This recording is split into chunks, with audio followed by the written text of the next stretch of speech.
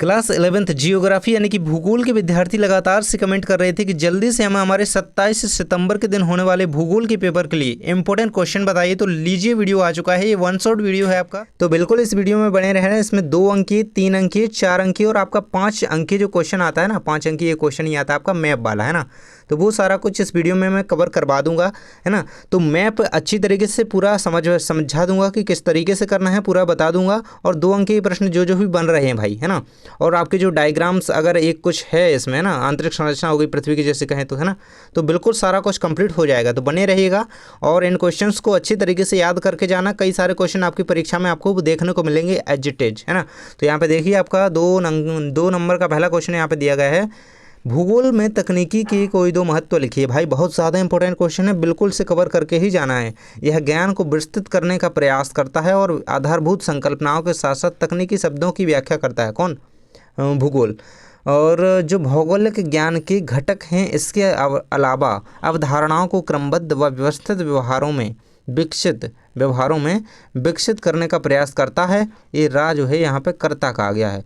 और विषय की रोचकता को बढ़ाता है। 3री शताब्दी ईसा पूर्व में किया गया था, है ना। तो ये कुछ यहाँ पे मिस्टेक हो गई, लेकिन हाँ इतना आप याद रखेंगे, है ना। चलिए नेक्स्ट आपका क्वेश्चन देख लेते हैं। द्वैतवाद का आशय क्या है ना। ये रहेगा आपका आंसर।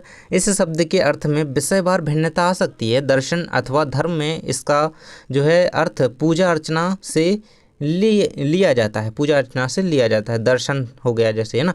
और जिसके अनुसार प्रार्थना करने वाला और सुनने वाला 2 अलग अलग रूप हैं, और इन दोनों की मिश्रित रचना को द्वैतवाद कहा जाता है ना।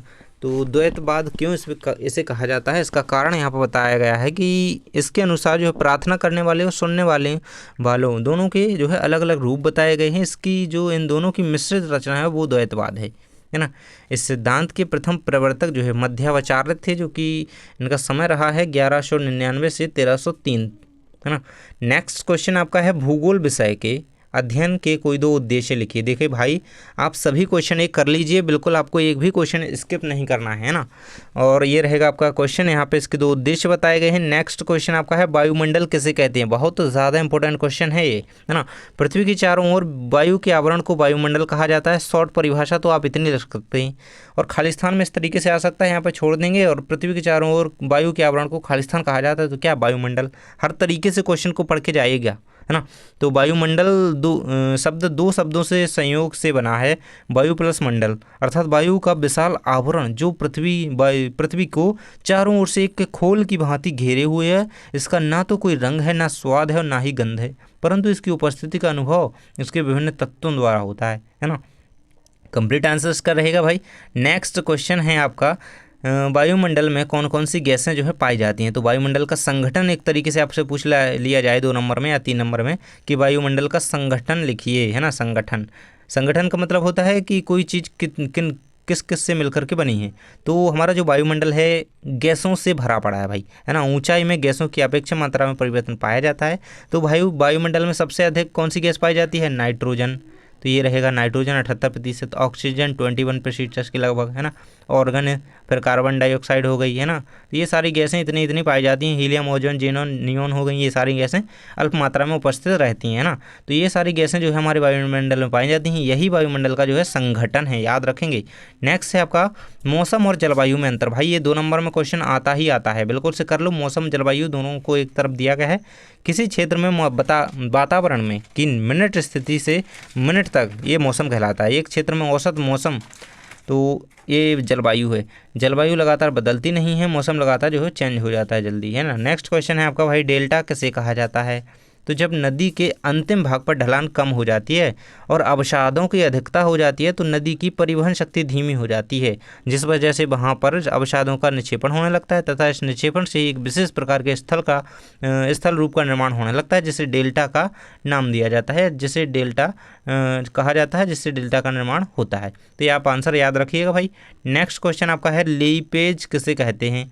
लीपेज का आंसर दिया गया है आपके सामने, जो कास्ट प्रदेश होती हैं उनमें चूना पत्थर की वह सतह जिस पर कार्बन डाइऑक्साइड CO2 से युक्त वर्षा जल के धुलने पर खांच एवं खूड़ बन जाते हैं, वो लीपेज कहलाता है ना। नेक्स्ट है आपका भाई भूकंप किसे कहा जाता है। भूकंप बहुत ज़्यादा इंपॉर्टेंट क्वेश्चन है, इसका क्वेश्चन आपका आता ही आता है, तो बिल्कुल कर लेना है। विवर्तनिक भूकंप हो गए, ज्वालामुखी भूकंप हो गया है ना। इसके प्रकार आपसे पूछे गए हैं ना, प्रकार भूकंप के, तो 3 प्रकार यहाँ पे आपको बताए गए हैं, देख सकते हैं। यह भूकंप का सबसे सामान्य रूप है। टेक्टोनिक भूकंप की इस तरह के भूकंप ज्वालामुखी के विस्फोट से पहले या बाद में आते हैं। तो देखिए ये तो ठीक है भाई, आप कमेंट बॉक्स में बताइए कि सबसे अधिक भूकंप किस देश में आते हैं, कमेंट में बताइए जिसको भी पता है ना, जल्दी से कमेंट में लिख दो। नेक्स्ट है आपका भाई जलवायु विज्ञान किसे कहा जाता है। तो जलवायु विज्ञान की वह शाखा जो जलवायु की प्रकृति या का व्याख्यान करती है एक तरीके से, यह एक स्थान से दूसरे स्थान पर कैसे भिन्न है। शब्द की उत्पत्ति, जलवायु शब्द की उत्पत्ति जो है 2 शब्दों, ग्रीक शब्दों क्लिमागोस लोगोस है ना से हुई है। क्ली पृथ्वी का ढलान, जबकि लोगो जो है अध्ययन को संदर्भित करता है। जो क्ली है क्लिमागोस में है ना, और लोगोस है जो अध्ययन को संदर्भित करता है, इस तरीके से रहेगा। ऑस्टिन मिलर ने इसकी परिभाषा दी है, तो ये ऑब्जेक्ट में आ सकता है क्लाइमेटोलॉजी है ना। विज्ञान की वह शाखा है जो मौसम स्थिति पर चर्चा करती है भाई। नेक्स्ट क्वेश्चन आपका है भूगोल की तकनीकी कोई 2 महत्व लिखिए। तो इस प्रकार देखिए यहाँ पे ये तकनीकी महत्व हम स्टार्टिंग में वैसे पढ़ चुके हैं, लेकिन हाँ ये रहेगा इसका कंप्लीट आंसर, स्क्रीनशॉट ले लीजिए। नेक्स्ट क्वेश्चन आपका है भूगोल की किन्हीं 2 शाखाओं के नाम लिखिए। बहुत ज़्यादा इंपॉर्टेंट है, लगभग आएगा ही आएगा 2 नंबर में है ना। तो भूगोल की 2 शाखाएं मेन है यहाँ पे, भौतिक भूगोल और मानव भूगोल। इनको आप 12th में पढ़ोगे अच्छी तरीके से डिटेल में। नेक्स्ट है आपका भूगोल के महत्व लिखिए भाई कोई 2। ये तो बहुत ही इंपॉर्टेंट है, क्या पता है ये दोनों अथवा में ही आ जाए है ना। तो बिल्कुल से देख लीजिए, मानव जिज्ञासा की तुष्टि, संसाधनों का नियोजन, 2 पॉइंट हैं। इनके अकॉर्डिंग आपको बना के थोड़ा थोड़ा लिखना है, बस पढ़ लेना है एक बार, फिर आप अपने अकॉर्डिंग याद करके थोड़ा लिख लीजिएगा है ना। तो मानव का स्वाभाविक गुण जिज्ञासा है, और जिसकी पुष्टि हेतु समस्त ज्ञान एवं विज्ञान का सृजन हुआ है ना। ये आप इसका आंसर लिखेंगे। नेक्स्ट भाई आपका भूगोल की परिभाषा, भाई जो पढ़ रहे हो वो पता तो होना चाहिए कि क्या है। भूगोल को अंग्रेजी में जियोग्राफी कहते हैं, यानी कि भूगोल वह शास्त्र है जिसके द्वारा पृथ्वी के ऊपरी स्वरूप और उसके प्राकृतिक विभागों जैसे पहाड़, महादेश है ना, और मतलब पृथ्वी के ज़्यादा अंदर का, मतलब पृथ्वी के अंदर का नहीं पढ़ते हैं अपन, भूगोल पढ़ते हैं। जो गोल है उसके बाहर बाहर का अपन पढ़ रहे हैं, ये भूगोल है।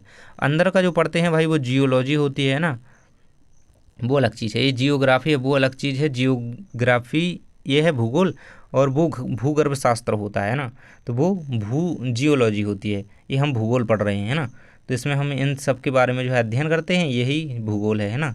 इसके बाद है भारत के प्रमुख केंद्र शासित प्रदेशों के नाम। तो ये रहेंगे इनके नाम, यहाँ पे दिल्ली हो गया, जम्मू कश्मीर हो गया, लद्दाख हो गया है ना, लक्षद्वीप हो गया, पुडुचेरी हो गया, तो चंडीगढ़ वगैरह, ये सब आपको 8 हैं, पूरे याद रखिएगा।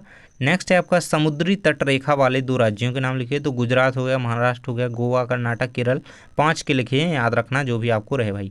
तो ये तो सबको याद रहेंगे कैसे। पूर्वी घाट की कोई 2 विशेषताएं लिखिए ना। पूर्वी घाट की विशेषताएं आपको लिखनी है, बहुत ज़्यादा इंपॉर्टेंट क्वेश्चन है। पूर्वी और पश्चिमी घाट दोनों की विशेषताएं बिल्कुल से करके ही जाना है। देखिए पूर्वी घाट उड़ीसा से दक्षिण तक आंध्र के कई बौद्ध अवशेषों के लिए महत्वपूर्ण है। उड़ीसा के 17 जिलों में 14 संरक्षित क्षेत्र हैं। जंगली जीवन अभ्यारण्यों एवं जीव मंडल आरक्षण, एक राष्ट्रीय उद्यान है ना।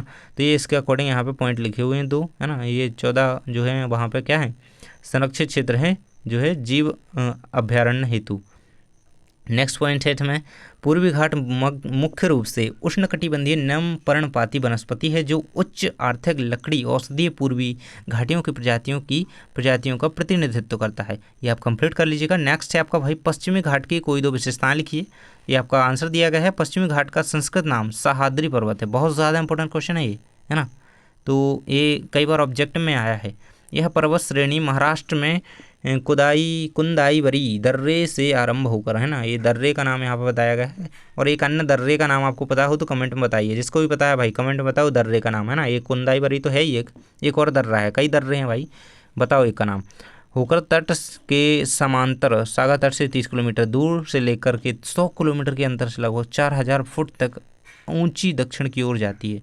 ये रहेगा इसका आंसर, पश्चिमी घाट की विशेषताएं। नेक्स्ट है आपका भाई अगला क्वेश्चन है, तराई और भावर क्षेत्र में 2 अंतर लिखिए। ये भावर है, ये तराई है, दोनों में 3 अंतर यहाँ पे दिए गए हैं ना।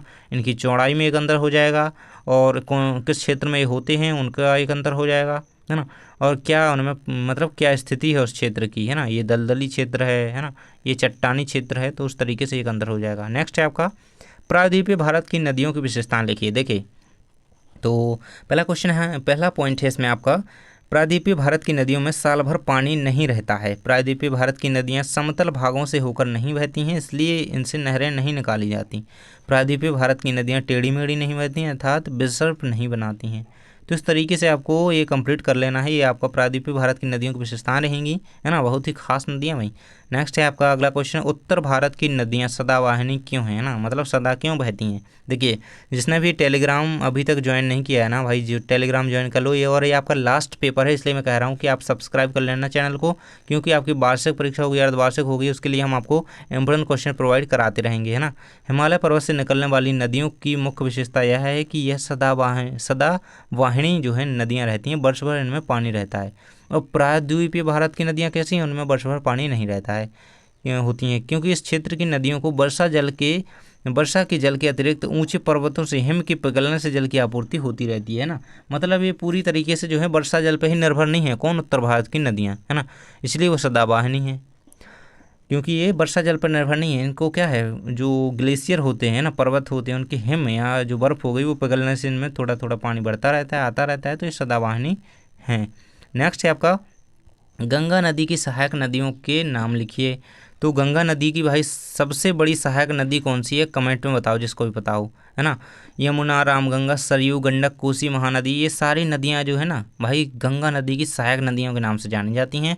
ये सभी नदियों के नाम आपको याद रखना है, 2 नंबर में क्वेश्चन आता है। और गंगा की सबसे बड़ी सहायक नदियाँ कौन सी है, नाम कमेंट बॉक्स में बता दो।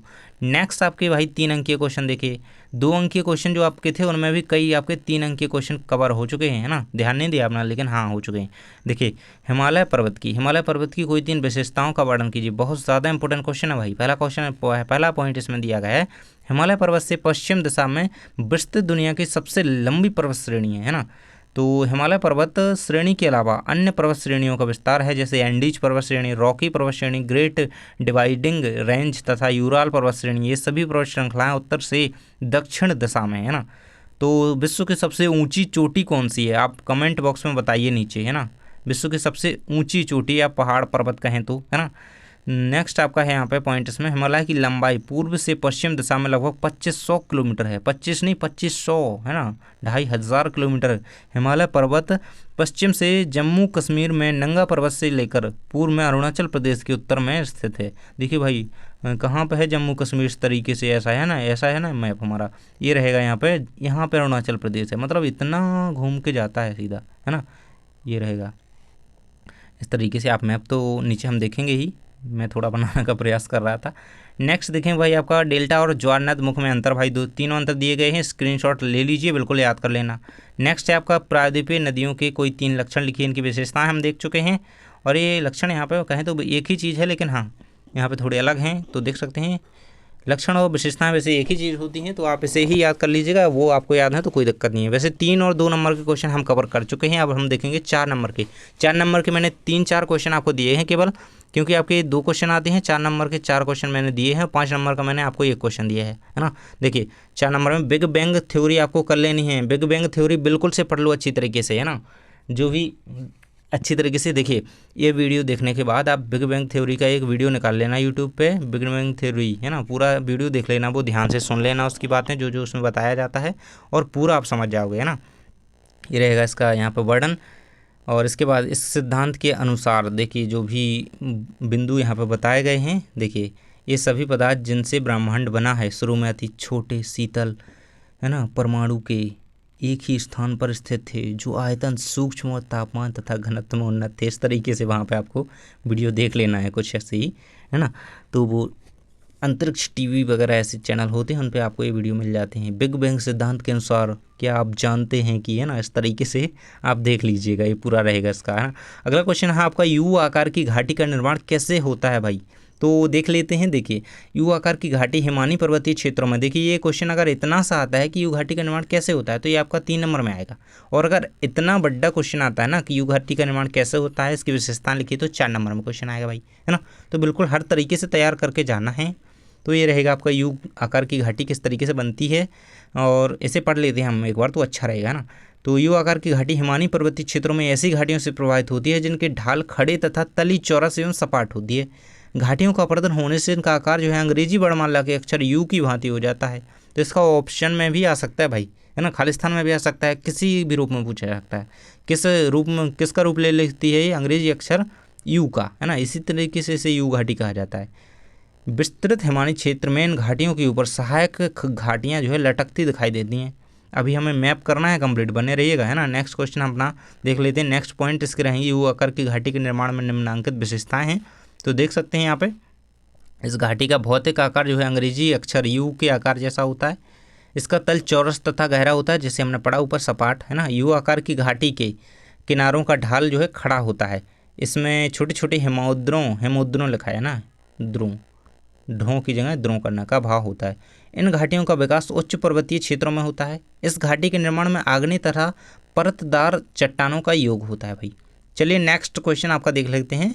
पृथ्वी की आंतरिक संरचना का सचित्र वर्णन कीजिए भाई। तो पृथ्वी की आंतरिक संरचना, तो ऑस्ट्रिया के भूवैज्ञानिक सुएस कहते हैं कि महादेशों की तलछटी चट्टानों के नीचे पृथ्वी की 3 मुख्य परतें हैं। कौन कौन सी? ऊपरी परत, मध्यवर्ती परत, केंद्रीय पिंक, जिनको क्रमशः सियाल सीमा तक नीफे कहा जाता है। नीफे का मतलब क्या होता है भाई? नीफे इस तरीके से लिखते हैं, नी और ये फे।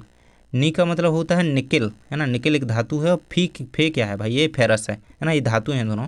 देखिए ये बहुत ज़्यादा इंपॉर्टेंट क्वेश्चन है, इसको हाईलाइट कर लो, ये 4 नंबर में आता ही आता है हमेशा। तो बिल्कुल आपको इसकी संरचना पता होनी चाहिए। सबसे पहले ही ऊपरी परत क्या होती है, देखिए इसको डायग्राम के हिसाब से समझें तो नीचे देखिए ऊपरी परत में कौन कौन से तत्व पाए जाते हैं। इसे सियाल कहा जाता है। सियाल क्यों कहा जाता है? क्योंकि इसमें सिलिकॉन और जो है एल्यूमिनियम पाए जाते हैं, है ना। SI से सियाल हो गया, और AL से क्या होगा? एल्यूमिनियम, है ना। इसकी जो गहराई है तो कहें तो यहाँ पे दी गई है, नीचे भी पढ़ लेंगे हम। और जितना भी होता है इसी पे हम रहते हैं भाई, ऊपरी परत पे। फिर होती है आपकी मेंटल, कहें तो मध्य परत होती है ना।